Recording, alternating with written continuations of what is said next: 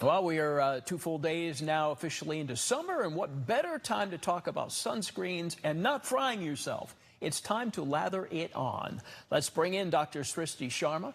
Doctor, good to have you here. So, Northern California known for long, cloudless summers. Why is sunscreen so important to people in this part of the region? You're right. Northern California does have long summers.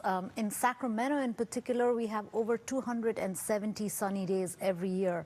July is coming up. July has over 450 hours of sunlight. That's a lot of UV rays exposure for a person, and it's always important to use all that sunscreen so that you're protecting yourself against sun damage.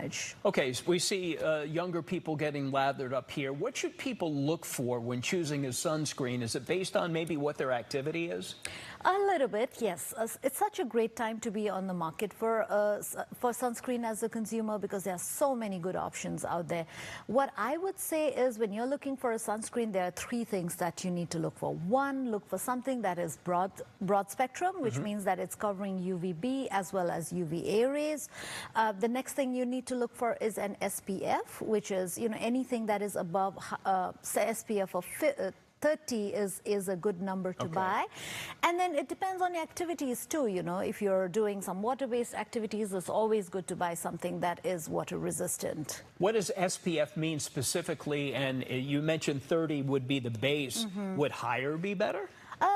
SPF, it essentially means sun protection factor. Now, when you have something that is SPF 30, it means that that sunscreen is protecting you it's blocking about 97% of the UVB rays.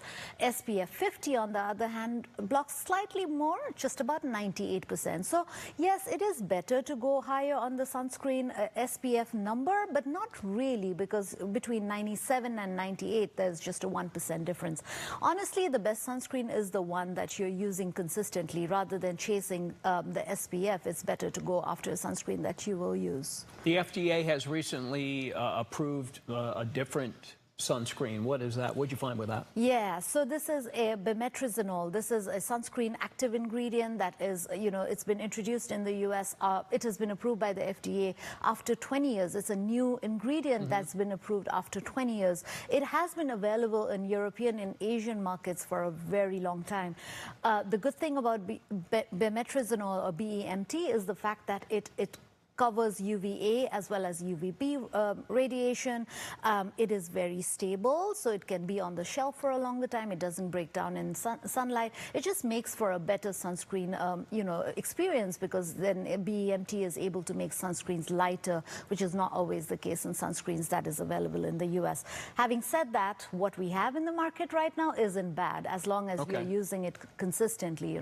It's just better technology for Americans. It's up to the user. I mean, it's Absolutely. out there. Got to put it on. Dr. Srishti Sharma, thank you as always.